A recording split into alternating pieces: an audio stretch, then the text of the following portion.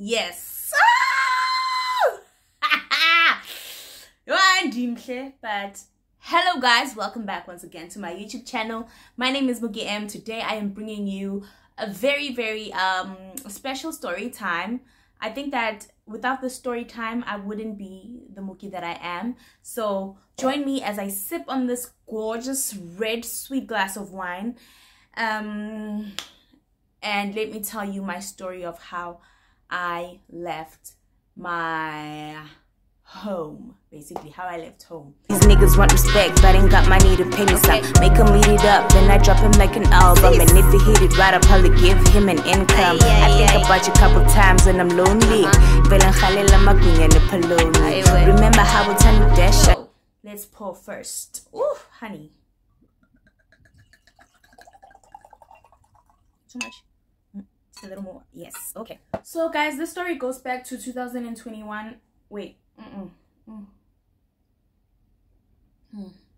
I chilled it for a couple of hours in the fridge, so it tastes amazing. So welcome once again guys to my YouTube channel. Thank you very much for subscribing. We are currently sitting at not at 100. We are currently sitting at 216, actually 218 subscribers. And I'd just like to say thank you so much to everybody who subscribed to my channel. And I know that I have a whole lot of new subscribers that don't really know my story. So this is like a story time of how I basically escaped a toxic family. Yeah, I know a lot of people nowadays are coming out with their stories of, you know, how I escaped Ekaya, how I left my narcissistic parents or whatever. But I'm doing the story because today when I woke up, I was on TikTok. I had this terrible habit of just waking up and being on my phone. But I was on TikTok early in the morning and I saw this girl just basically documenting her whole experience of leaving her toxic parents' house, right? So at first I'm judging her. I'm like, "Hi, girl, you're documenting this thing. And why are you sneaking out?" And then I'm like, "Oh, remember that you also kind of left in the same way." And then I'm like, oh my god, I actually lived like in a similar way. But here's what really happened. So this story goes back to 2021 September. I was living at home with my mom after university, and it was a really difficult situation to be in.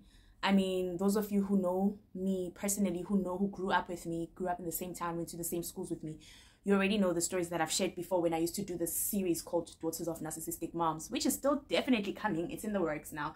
But I'm just trying to deliver it in a more successful manner, in a manner where I'll also start having guests on the channel, and in a manner where it's not to shame the parents specifically, but to raise awareness and to give hope and some sort of healing to the children of narcissists. So yes, the first thing that happened, I would say, was I got sick and tired. And then I got sick and tired of being sick and tired. And then I left. It was September 2021. I was 23 years old, I remember. That was 2 years ago. And I hope this message really reaches somebody that is contemplating moving out and they don't know what to do. And Kai, situation is really bad and you feel like you are just the unwanted person and you're scared of moving because where are you going to go or what are you going to do? If this reaches you, I hope that someday you're going to have the strength and the courage to actually choose yourself and to just move with it. I know it's going to be hard. I know it's going to be a lot of hurdles along the way, but yeah, guys, you got to choose yourself. So anyway, story begins. One day, I was very depressed. I was skinny. I was smoking a lot of weed. Yo, you guys, I used to smoke weed like crazy.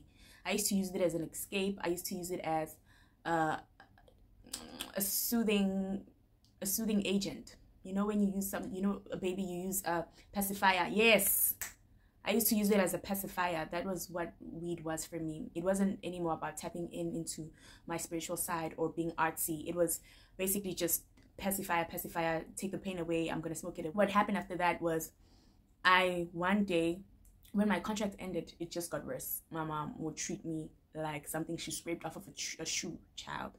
So I decide that I'm going to tell her that I decide that I'm going to apply for this job where you teach abroad, but it was to teach in Japan.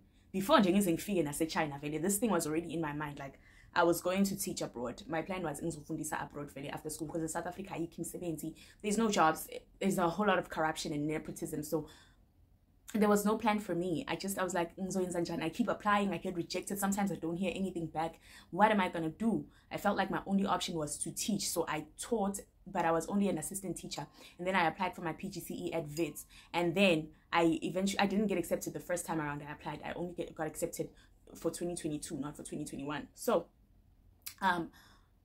this one time, I'm like, I'm going to go and submit these application forms. That's Japan with the JET program in Pretoria in the Japanese embassy. But then I remember that there's my brother. I won't name him. I'm very protective of my siblings. I can't name him. But there's my brother who, like, from my dad's side, who lives with his mom in Pretoria, right? And then I remember the mom one day, because she was asking me how I am, and then I just like broke down and I told her it is really hard here at home. I feel like since I don't have a job, like mom is treating me worse than she was before, and since I don't have a job, I just feel like less of a human being, basically. So child, she then told me, oh, this wine. So then she then agreed, not even agreed, she invited me to come and stay with her for a while, and then like look for jobs in Pretoria, because it's going to be easy for me to find jobs in a big city than it is when I'm in a small town, right? Okay, cool. I'm like, yo, mama, for real? She's like, yes, one danger when you feel like, you know, you are ready, just ask your mom, and then you can come like camp with me and your brother for a while until you get yourself a job. And it's like, okay, ma, thank you. All right, cool. So with that being said, then I know I'm not gonna ask my mother. My mother couldn't even let me just be myself. I was not allowed to go see friends. I was not, like, she was treating me like a child. I'm not allowed to go to Mandisa's house, for example. This friend I had, to go and chill up until maybe 5. That would be a problem for her. I can't come in the house at 6. I can't have my own life. I have to sit inside the house and take care of my little brother, which is her child. I was just like, if I wanted a child, I would have had a child at varsity. You are the one who decided to have a baby again when I'm already 20 years old. Like, why the hell would you do that? And now you're making your child my responsibility. I have things to do. I have people to see now. I have a life, you know? So this one time, I remember, like, we used to argue a lot that year. And one time I just went off at my mom. Like, I told her I didn't even want to be her child anymore because I am so tired of her. And, you know, my grandmother was there. Instead of, like, intervening and telling us that we're both wrong, she obviously took my mother's side and she told me that I'm wrong. So the reason I cut off my whole family child is because toxic. They are toxic. Narcissism is something that is just like in the bloodline, and it's crazy for me. Like, I couldn't just sit there anymore and watch it happening. I was tired of being abused. I was tired of feeling like shit. I was tired of feeling like I don't matter, like I'm not enough, like I don't matter. I was just tired of all that bullshit. So eventually I did the cutting. So one time this big argument broke between me and my mom. After that's like during me applying for the JET program, and after that lady had offered me a place to stay in Pretoria. So now I'm like, yo, 1 and 1, 2, 3 months. Cool. I remember just saying fuck weed. I was done with weed. I quit weed for a whole week. After quitting weed for a week, guess what? I left Pitritif. I left my mother's house. I was clear now. And you see, there's no pacifier anymore. There's no clutch. So the moment I put the pacifier down, I was done. So before I get to how I left, my mom and I have this argument where I'm cooking like a gas stove, because we have this problem called load shedding in South Africa. So electricity was gone for the next 2 or 4 hours. I wasn't sure how long. So I had to cook, because she also has this thing, at her house we cook at 4 p.m. so that by 6 p.m. she can eat, and she can come back from work and she can eat, then she can sleep, right? Cool. Now I'm under pressure that it's 4 now, I must cook, and this electricity just left. Let me just try and cook with the gas stove. I'm cooking, she comes back. Oh, that electricity is going to leave because it was like 3:45. I'm cooking, she comes back. She goes off at me for using the gas stove. She's like, we use this only when electricity is not there. And then I explained to her that electricity is going to go now at 4. I'm trying to make sure that like there's going to be food by 6 so that we can eat and he can eat. My little brother, he was only like 4. He can eat and he can go to bed because he's going to crash tomorrow. Mind you, I'm responding to my mom in the most respectful way. I've never been hlaza towards her. The only time I've actually ever expressed my emotions was when I went to her, and was when we were having that argument when Gogo was there, and I told her that I don't want to be her child anymore because she's abusive. That's the only time I can feel like mom. But I've always been very respectful, even when she's like and cussing me out and throwing me with freaking insults. Like, it also takes me back to, do you remember that video where Tokyo Tony was like just going off at Black China. Tokyo Tony, Black China's mom, she was just going off at Black China. And Black China tried to remain as respectful as she could be. Until the time where she was like, I'm gonna rock your world. And she's like, so rock it. Because at the end of the day, a daughter does get tired. Like, it's so sad, you guys, when you are your mother's competition. You're like, Mama, you birthed me. How did I become your competition? I look to you for advice. I look to you for guidance. How am I becoming your enemy? Njani? Because my win is your win. Njani nje. Oh, God forbid, I will have a daughter. And she's going to know what it's like to have a mom. When I have a daughter, it's not going to be a do-over of me and my mom's relationship, but it will be an opportunity for me to experience mother-daughter love. But only this time, I won't be the daughter, I'll be the mother. I will be a great fucking mom. And like I said, I'm seeing a therapist and she has told me this. You will be an amazing mom because you meet yourself with so much softness. I can only imagine how gentle you are with the children you're teaching. And I see it when I'm teaching the kids. I'm so loving, I'm so kind. And that's how I'm going to be with my own children. Yes, they're going to be disciplined. They're going to know that wrong things have wrong consequences. If you do something wrong, there'll be a consequence. But be a good person. And mommy loves you no matter what. You are not mommy's competition. In fact, your wins are mommy's wins. If you are happy, mommy is happier. If you are safe, mommy is safe. She's happy. You know, if you are sick, if you are sad, can you imagine? Mommy feels 10 times worse because all she wants to do is make it better.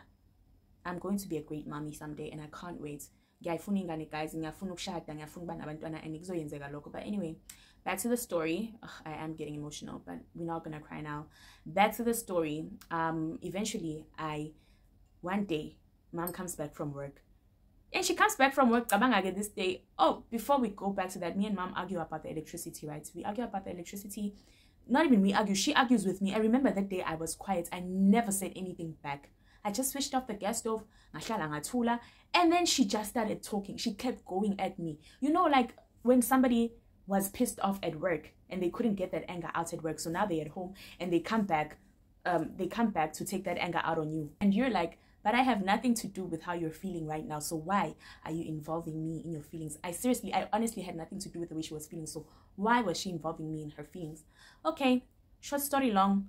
Eventually, I leave. She starts saying, I remember these words. What? I was so hurt. Do you know what I did? I literally just went out the door and I went out the gate and I went to go sit like at the school that is opposite my house. She just locks the doors and then she drives off. She leaves my little brother, he's 4, alone in the house. She locks him in the house and she leaves him alone. Okay, fine, he's watching cartoons and all of that, but he's alone.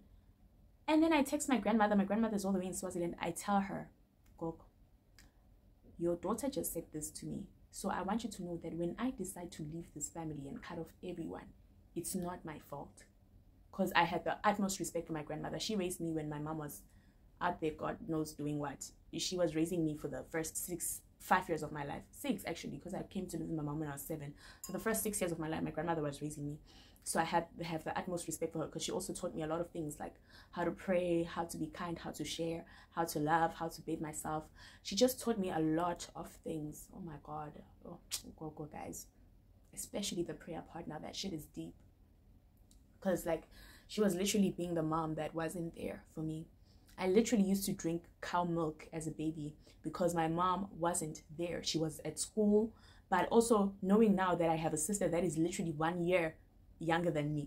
She wasn't just at school. She was at school moving on with her life and forgetting that new corner. So yeah, like, But anyway, guys, so I told Gogo that eventually, like, this is going to be my story. Gogo, and I'm going blame me because this is what mommy said and I'm really tired. Mama like for the longest time. So for me, like, my patience is gone. Fine, Gogo like tries to intervene and stuff, and you know, eventually got to like, and then later on when she comes back, I try to go get my clothes. She doesn't want me to go get my clothes. She's like, I must call the cops and whatever. Eventually I go to Wendy's house. I tell her, let's just go to the cops, guys, because my mom is acting like a bitch. I want to go get my clothes and I think I should really involve the police this time. And then Mandy says like, no friend, calm down, just go talk to your mom. Like ngiyacela shem uvela uzehlise like kuzoba right bayingane like kuzoba right fana nokuthi ke ungenisa amaphoyisa because now what if uzombasela even more if you bring the cops, you're gonna make her more angry. So then me being me, then I was like, you know what, you're right, friend, it's fine. I'll just go and apologize even though I know I'm not wrong. Then I knock and I'm like, I just want us to like talk and stuff. And then she's like, talk about what? But anyway, eventually she lets me back in, but she doesn't let me not hear the end of it, bruh. She doesn't let me hear the end of it. She just keeps going and going and going. Eventually she keeps quiet and I go to bed. When she wakes up the next morning, she goes to work. Guess what I did? I packed my things. I packed all my things. I packed my things. The only things that were left that were mine now are the things that are my, because even my dishes from varsity, I left them home. I was like, four. Ezinye I came with them to Joburg. But others, I left them at her house. So I packed my stuff. I put them together in a corner. I went to Andy's. I said, friend, can I please put these clothes here by your house? You guys have a garage, extra storage. So that one day when I decide to leave home, it's fine. She's like, no, you can't do that. What are you and your mom? I'm sorry, but I can't help you with this. Mandisa girl, if you're watching this, fella, you've never been the friend that understood. And that's why we don't talk right now. But anyway, that's not a part of the story. The story... the story is about why and how I left home. So eventually, I need a sip.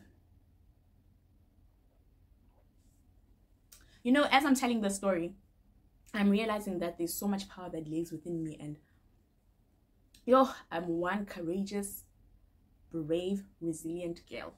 He's strong. I get Angela, otherwise I am a strong hand. I am a resilient hand. But just because I'm strong and resilient, it doesn't mean, fellas, that I'm the understanding girlfriend. This alone speaks volumes. It says broke boy repellent. So if you broke, I'm not made for struggle. It's struggle life. I took myself out of it. Now I'm this soft babe that I am. Don't come here trying to make me suffer with you. Go suffer by yourself. Oh. Go suffer by yourself. Me, I'm out here living soft babe life, and I'm living it by myself. So please. But anyway, guys, next part of the story is that I packed all my things and I put them in a corner because Mandisa didn't let me put them at her house. Cool. She doesn't let me put them at her house. I get over that. I'm still her friend. I go to her house to go chill with her sometimes, to take the edge off a one day, another situation pisses me off. I don't want to get too deep into it. Then I ask my uncle, like, from my mom's side. I won't name him also. I'm very, very protective of my family, guys. So, because I want to go submit these papers at the Japanese embassy. But I'm also thinking of like leaving home because my mom this and that. He advises me against leaving home, obviously, because he doesn't want to be the adult that said, yeah, leave him, Shana, and whatever. He just advises against it. But me being me, sis, my mind was already made up. I was like, okay, let's just say okay. So that's also my happy man. But knowing myself, I'm going. Okay, right. So cool. Malume sends me $500. I only had 500, you guys. Okay, cool. Oh, so that 500 ngihlala nayo a whole week. Then by the end of the week, where I decide I'm going, I had like $450 because $50 I had to use to go buy painkillers. I had massive period pains. Also, period pains are somehow caused by trauma. Ever since I started my trauma healing, they are better. Except for this month, the first day being is but after that, I was fine. Yesterday, I was really sick, but not like that sick. It was just like painful, nyana, but painful that I had to sleep again. So anyway, Malume sends the money. Then I get clean off of weed. I even give away my weed stuff. I had a crusher, I had a pipe as well. I give it away. I'm like, I'm done with this. When I give it away to my stoner friends, I realize I am done. A week goes by, and then I tell my mom this one time, when I decided to quit weed, I tell my mom that I'm going to go visit Ugogongane in Dundee. And when I visit Ugogongane in Dundee, that's from my dad's side. I'm just going to visit my grandma at Dundee. I'm going to be back. I don't know when. I tell her I'm just going to go visit Ugogongane at Dundee. She doesn't ask even when. She's just like, oh, okay, cool. So now I'm like, yes, that's my gateway. I'm leaving.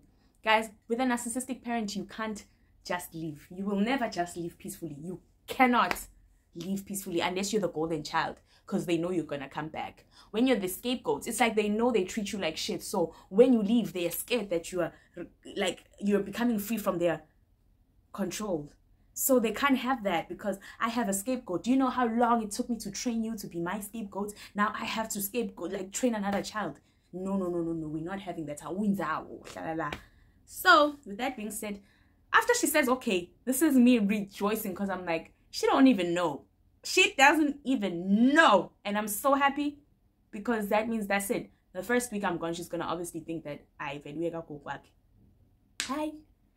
Ngifike langa lifike lekuthi ngigibele ngePitoli ngihambe ngipakishe ngenze sure that everything I'm gonna need for a couple of months is there. So now remember, I have no option but to leave my things home, some of them to leave them home, because Mandisa doesn't want me to put some of my stuff at her house. So there was no other way of me getting them to any other friend's house, because Mandisa was in the same street as me. I would have literally used the wheelbarrow to just take my stuff to her house. Okay, cool. Mandisa being that friendly. Okay. Fine. Then I go, I pack and I go. 1 week in, literally 1 full week, 7 days, I get a job. And I had a dream about it. One thing about me is I will dream, child. I had a dream that I was going to get a job and then I was going to go back home to go get my stuff and my mom was going to be upset. But anyway, without that being said, 1 week in, I get a job. I get another job because like I was a waitress at a restaurant for like a good week. Like that manager was literally just flipping through my CV as I was speaking to him. Literally 5-minute interview. Then he said, you know what, you'll start on Monday. Come here on Monday. Here's a Monday, ngaqala training, ngangena ngafaka ku schedule, ngatraina by Friday. I was serving tables. It was my first official day. Guess who was there? A celebrity. She used to act on Rhythm City. Puleng. Yeah, she used to be on Rhythm City. She came through. That was my first table. Then I got my first tip. And then, yeah, like it was a very sucky job because I used to like make tips. You would just only make your tips. This was in Centurion. So I worked. Next thing you know, at the same mall. Now I'm working at Edgar's. I work at Edgar's. Oh, because I got the interview for Edgar's while I was working at the restaurant. And I remember at the restaurant, I would pray every day for a new job because I hated it. Like, I look at waiters with so much respect, and with so much compassion, because that shit is hard. And I think it's even harder, because you like, yes, sis, this is the shit I went to school, sleepless nights, waking up in the morning, studying, cross night. For this, I got no make a plan, my nigga, make a plan. So it was really hard. It was very upsetting. I remember 1 week into 2 weeks into, after I got a new job, I got the job the first week, right? Then my first day was on Friday, Saturday, Sunday. The second week after leaving home. Kring. I hang up. Oh, I answer. Then I realize it's my mom. Then I hang up. I'm like, I wanted to hang up, so I answered by accident. I'm like, oh my gosh, no. So immediately when I realized, it's my mother. I hung up because I was scared. Like, I felt so many things. I felt like, oh, my mom has been a great factor of my anxiety. She has also been a great cause of my anxiety. Mom, if you're watching this, honey, thank you so much for giving me life. Thank you so much for taking me to school, because if I didn't go to school, I wouldn't be here. I wouldn't be the girl that I am. But you always made me believe that I wasn't smart. You always made me believe that I'm not smart, I'm just hardworking. But the truth is, mommy, I'm very smart. I'm talented. And maybe that's like kind of the reason why you feel so much jealousy and you feel like you should be in competition with your own child. But I just want to tell you that I'm so much better now that me and you don't talk, and I've been doing so well, and I have no desire to have you back in my life, and I do forgive you. So do go sleep at night peacefully, because I forgive you, Shem. Like, I don't really have anything against you. I forgive you. I'm working through it in therapy. I forgive you, but I don't want you in my life because you caused me so much anxiety and trauma, and I just don't think we can work through that. I really don't. So anyway, going back to the story, when I see that she's the one that's calling me, I drop the phone, and then 2 days later, she calls again. Then I answer, because now I'm like, I can't run away from her forever. Then I'm like, hello. Then she's like, Buyanin. Ha? No, hello, how are you? Just Buyanin. I'm like, Mina, yeah, I don't know. I don't have money yet. She just keeps going off at me like, when are you coming back? I'm like, I don't know. I don't have money to come back right now. So, I earn weekly. I already had money. If I wanted to go back, I would go back. I just didn't want to. I'm busy taking care of myself here. I'm making ends meet. Oh, yeah, guys,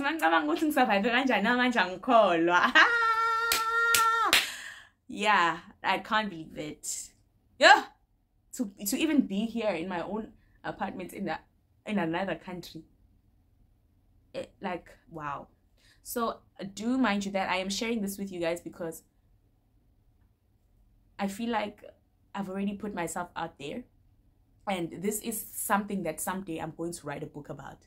I know someday I'm going to be a public figure, well known, famous, and I want this story to be out because I wouldn't be Mookie M without this. I wouldn't be Mookie without all the experiences that have shaped me in life. Alright, cool. So anyway, we're back to my mama, right? Anyway, she calls again. She kept saying, "Where Nini?" I told her I don't know, but I'll let you know when I have money to come back. Then she hangs up. She doesn't ask, how are you? Where are you? What are you doing? She doesn't give a shit. So I text her. I write her a message. I'm like, Mom, you don't even care how I'm doing, what I'm doing, or where I am. You're just asking me when I'm coming back, just so that I can come back and be your maid. Like, it hurts that you think of me nothing more than somebody who's just supposed to take care of you and help you out and like just clean up after you. I'm tired and I'm done. I'm not coming back. I'm never coming back. I remember I said I'm never coming back.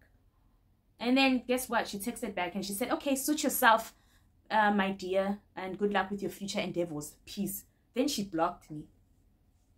Sis, you blocking your own child. This is the moment where you're supposed to be like, oh my God, oh my God. So she blocked me, right?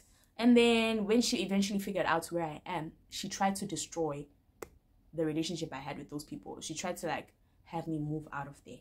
When that didn't succeed, I moved to CBD in Pretoria and I could still get to work, which was in Centurion, every day. She didn't succeed in that too, because when she tried to sabotage whatever with the people I was living with, it kind of worked. So I was like, okay, fine. I didn't have an option. I was told I have to go home or move out. In fact, that lady was like, I should go home, but she knows that I'm not gonna go home being the type of girl that I am. And I'm wondering to myself, what type of girl does she think I am? She clearly didn't know me. Yeah, you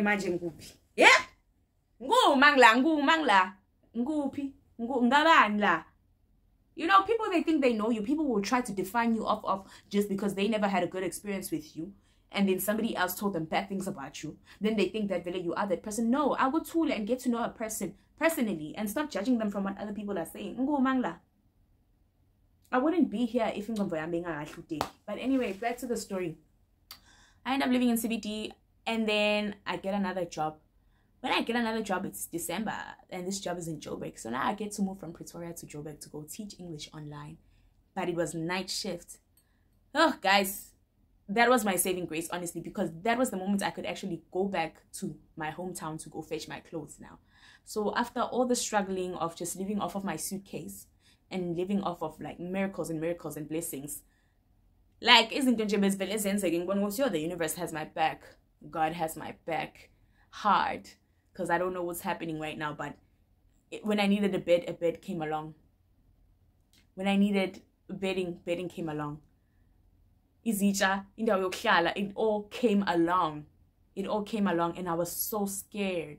I was so scared at some point. I was so scared. I was crying. I just couldn't believe it. I was like stranded, and I was only trying to make a better life for myself. And I was like, yo, I guess my mother has won, but no matter what happens, angibuyeli ekhaya. That's one thing I told myself, because me going back, the narcissistic parent is now going to gloat about it.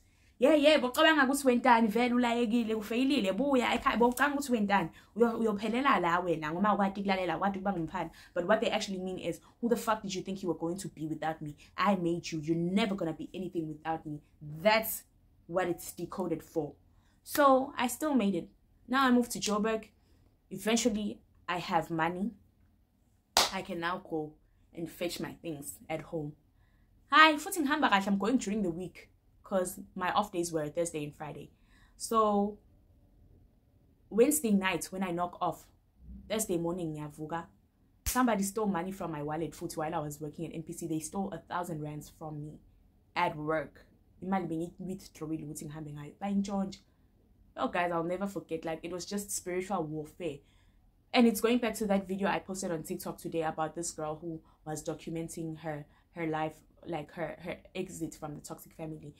There's always going to be spiritual warfare, because you're breaking a curse, you're breaking through. So it was like being through. Oh, I never cried like that in a taxi when I realized my money was gone. I was so hurt. But whoever that person is, I know ukuthi ke zike zambuyela for leyo mali ayintshontsile zambuyela. There's this thing called karma. I know some people don't believe in it, but ikhona. Oh, ikhona. Because if bengekho, do you think people like P. Diddy, R. Kelly would be paying for the things that they've done all those years? Ikhona gabi karma. Just because I instantly, it doesn't mean it's never gonna happen. But anyway, angitshela 970 or 80 something at work. Ngakhala, but fine, I withdraw some more money. Ngahamba ngaye ekhaya. Mangifika ngilala khabo Mandisa, the very same Mandisa that she didn't want to keep my stuff for me. She agreed to let me sleep over that night. Really was for one night. Hi, I sleep over. I text my sister that time. I'm asking her, Umam's and whatever. She's like, no, she's going to work and stuff, but I think you should tell her that you're gonna like fetch your things and whatever. Even I'm not like, no, I'm not gonna tell her. I'm not. And again, because you don't understand, you don't know what it's like being me. You only know what it's like being you. We grew up together. You saw the things your mom used to say and do to me, but you still feel the way you do. No, be with your mama then. I'm not gonna tell her. And then I didn't tell her, but I did write her a letter. So the moment I see that now I'm going to cover Mandis sister in see one. So now I'm waiting out. I'm looking through the door, cover Mandis through the window. With meaning born imotia mama I see well. We are pumex and we are ham. I imotia ham. But the moment it crosses, it turns the corner. Napuma kabo Mandisa very ngezile ngavuka ngageza. Napuma kabo Mandisa. Oh no, azanga geza lapho. I actually bought that home. Napuma kabo Mandisa. I remember it was like 6 January 2022. Ngayekaya, ngafika ngapeka yonke into yami. All my things, I packed them. Now the only struggle was finding a car. So I packed all my things, I fasted. And then I wrote a note for my mother. I hope I still have a picture of that note. I'm not sure, but maybe I do. I know I didn't delete it, but I just wrote her a message where I told her that, you know what, I'm doing fine, I'm okay. But maybe one day when me and you can talk about everything that's happened, maybe we'll talk. But for now, I just feel so traumatized by being your child. And I don't think I can face you. But just know what's in your rights and be safe and stuff. From your firstborn. Just in case she may forget. Because she has this tendency of treating my sister like she's the firstborn. Just in case she may forget. Then I eventually left. It was like this man being Shella being a Peter is such a small town. So young Shella Loba, young Shella, I'm like, okay, cool. I want to say fixing those Amere Erenkin. Man figure in killing General Drive would get I'll pay for 2 seats and tell them to I can't forget of it. I was like, yes! So the money that the people stole, it's fine because I eventually like made it through. I went back home, I got my stuff, they came back to job up with me. I so it's loving Kala corner, start deliver into Zami, Nakokela and Uber from a town to so it's start delivering into Zami, Nava shop. So my things were all together with me finally, eventually, and I just couldn't believe it. I remember sitting there in the room with all my stuff, and I'm like, yo, I really got my things. Like, I'm done. Guys, yo, fast forward a year later, I'm in China. I got into Wits Njalo last year, 2022. I got into Wits. I ended up getting a better job, which was for the company I work for now, but it was in South Africa, the teaching one. And then now I'm here, and I'm teaching physically. I'm teaching kids, and I've never felt like I belong than when I'm in a classroom with children and I'm teaching. I'm showing them how to do things, how to think for themselves, how to. They learn when they're with me. That is so fulfilling. It's so enjoyable. I love being a teacher. I'm happy when I'm in the classroom. Yes, the admin stuff and all these things that like it just come with it. It gets to me, makes me want to scream at everybody who keeps telling me to do it. But when I'm with the kids, it's just me and my babies in that classroom, and they're like, teacher, and I speak Chinese, and I laugh because I don't understand. You know, I really, really love and enjoy being their teacher. I love being a teacher. And yeah, guys, you saw now the story so how I left home, how I left my narcissistic mom's house, basically, so that I could live my life and be free and be me. And I just want to say that some people may judge me because they don't know the full story. They just hear what my mom told them, or they just think that I was a stuck-up kid or whatever. I was actually a really good daughter. I just wasn't in the right home. I was abused. I was overlooked. I was taken for granted. People thought I owed them to take care of them, whereas I deserved taking care of too. What about me? What about me? It's only now that I'm realizing those things and I'm taking care of myself. And when I feel like I need some time off, I take it. When I feel like I want ice cream, I do it. When I feel like I need to cry, I cry. It's safe for me to do everything that I've ever wanted to do now because I'm not in a space where I'm oppressed. Like, for the first time in my life, I can be myself. I can be happy. And I'm so happy. I'm giving myself the world and more. Everything that I can give to myself, I'm giving it. And everyone else that has hurt me in the past, that has tortured me, it's okay. Like, it's really okay. It's fine. I wouldn't be here if it wasn't for that experience, even, probably. Oh, wow. This makes me want to tear up so bad, but yeah. So yeah, guys, I don't know who's watching this, but just know that you are love. You are worth love. And just because, you know, you're in a space where right now you don't feel it, it doesn't mean that you're not it. And one day you're going to have the courage to do it. Put down that pacifier, whatever it is. It may be alcohol, it may be drugs, it may be whatever it is you're using to numb the pain of being in a space where you're not allowed to grow, you're not allowed to feel, you're not allowed to be. Put it down, because eventually you'll find the courage to walk away and free yourself. Yeah, that's what I've got. And for the longest time, I always felt like somebody was going to come and save me. I always wanted somebody to come and save me. I never for once thought that I would be the one to save myself. It's crazy. It's crazy. So yeah, guys, that is the story of Mookie M, how I left my toxic home to become a better person, to free myself, and to become this version of me that I so love very much, that is happy, that is so chubby now because she's happy, she's free.